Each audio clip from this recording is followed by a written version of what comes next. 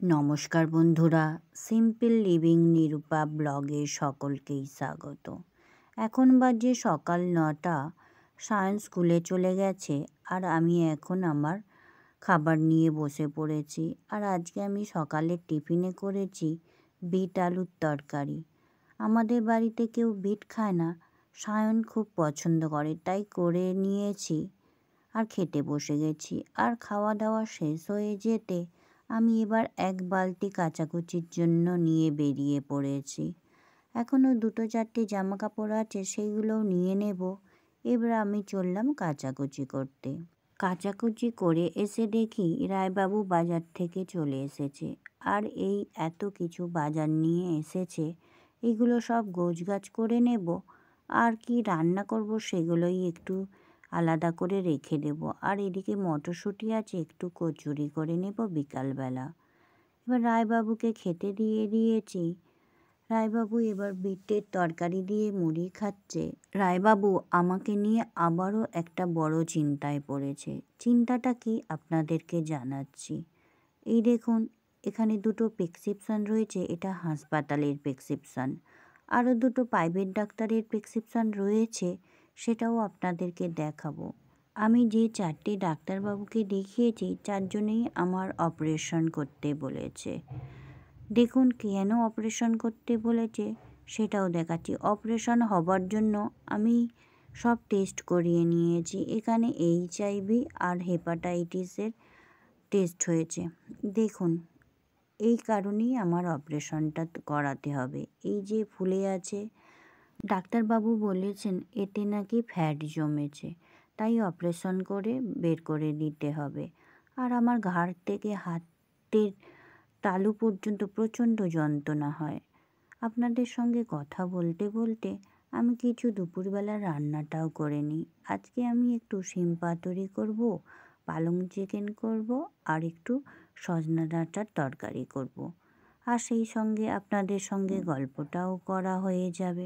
2014 সাল থেকে যে আমার অপারেশন শুরু হয়েছে শরীরে, আজও পর্যন্ত অপারেশন শেষ হওয়ার নাম নেই। 2014 সালে প্রথমেই আমার অপারেশন হয়েছিল গলার মধ্যে। আলজিভের ওপরে একটা ফুটো হয়ে গিয়েছিল, সেটা প্লাস্টিক সার্জারি করতে হয়েছিল। সেটা আমি ভেলোরে গিয়ে করেছিলাম। আমাদের এখানে সঞ্জীবন নার্সিংহোমে গিয়েছিলাম। ওখানে ওরা বলেছিল যে আমার দুটো গালের দুদিকটা চোয়ালটা কাটতে হবে। সেটাতে আমরা খুব ভয় পেয়েছিলাম যে কেমন একটা দেখতে হবে চোয়াল কাটলে। তাহলে সবাই বলা হলো যে তাহলে আমাকে নিয়ে যেন ভেলোর যাওয়া হয়।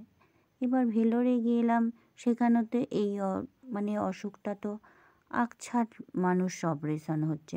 আমারও সেখানে হলো, কিন্তু আমার মুখের কোনো কাটা ছেঁড়া কেউ বুঝতেই পারবে না। তবে আলজিভ থেকে দাঁতের গোড়া পর্যন্ত আমার প্লাস্টিক সার্জারি করা হয়েছে। ভেলোরের ডাক্তারবাবুরা বলেই দিয়েছিলেন আমার যেন না সর্দি জমে আর জোরে কথা বলি, তার সঙ্গে যেন আমার কাশি না হয় আর সঙ্গে বমিটা না হয়। আর সর্দি হলেই সঙ্গে সঙ্গে আমাকে ভিক্স লজেন্স খেতে বলেছিল। তাই আমার কাছে বেশিরভাগ সময়টাই ভিক্স লজেন্স থাকে, যাতে কাশি হলেই সঙ্গে সঙ্গে খেয়ে নিই। 2014 শেষের দিকে আমি যখন চেক আপে গিয়েছিলাম, তখন আমি ভেলোরের নারায়ণী চোখের হাসপাতালে গিয়েছিলাম চোখটা একটু চেক আপ করিয়ে নেব বলে। ওখানে ডাক্তারবাবু আমার অনেক রকম টেস্ট করে বললেন যে আমার নার্ভ শুকিয়ে গেছে আর একটা চোখে পর্দা ফুলে উঠেছে। ওখান থেকেই আমাকে সঙ্গে সঙ্গে ভর্তি করে নেবে বলেছিলেন। কিন্তু সায়নকে নিয়ে গিয়েছিলাম, সায়ন তখন খুব ছোটও ছিল, আর সায়নের বাবা একা আমাকে নিয়ে গিয়েছিল, যার জন্য আমাদের রিটার্ন টিকিটও কাটা ছিল। আমাদের ওখানে আর অপারেশন করা হয়নি, আমরা এখানে এসে অপারেশন করিয়েছিলাম। কিন্তু আমার এখানে চোখটা নষ্ট হয়ে যায়। সেই চোখের মধ্যে আমার ছানি অপারেশন হয়েছিল, অয়েল ঢোকানো হয়েছিল, গ্যাসও দেওয়া হয়েছিল। তারপরেও কিন্তু আমি চোখে দেখতে পেলাম না। তারও পরে আমার ওই চোখে 2 থেকে 3 বার অপারেশন হয়েছে। আজও আমি চোখের চেক আপে থাকি। আমি তাই আপনাদের সামনে বেশিরভাগ সময় মুখেরটা আমি দেখাই না। আমাকে হয়তো আপনাদের ভালো লাগবে না, তাই আমি শুধু আমার হাতটাই দেখাই। আবার এরপরে 2020-তে আমার ইউট্রাস অপারেশন হয়। তখনও সায়ন অনেকটাই ছোট। সায়নের যখনই ফাইনাল পরীক্ষা হয় তখনই আমার কিছু না কিছু হয়, আর তখনই আমাকে অপারেশন করতে হয়। এবারে দেখুন না, আবারও আমার এইরকম হয়েছে, আর ওর ফাইনাল পরীক্ষা, অপারেশনটা আবারও করতে হবে। আমরা এখন চিন্তা ভাবনা করছি আমরা কোথায় করাবো। আমরা কি আবার ভেলোরে যাব? সেখানে গিয়ে দেখব কি বলে। রায়বাবু তাই আমাকে নিয়ে অনেক চিন্তায় রয়েছে। কথা বলতে বলতে রান্নাটা হয়েও গেছে। ব্লগটা এখানেই শেষ করছি। দেখা হবে নতুন এক ব্লগে।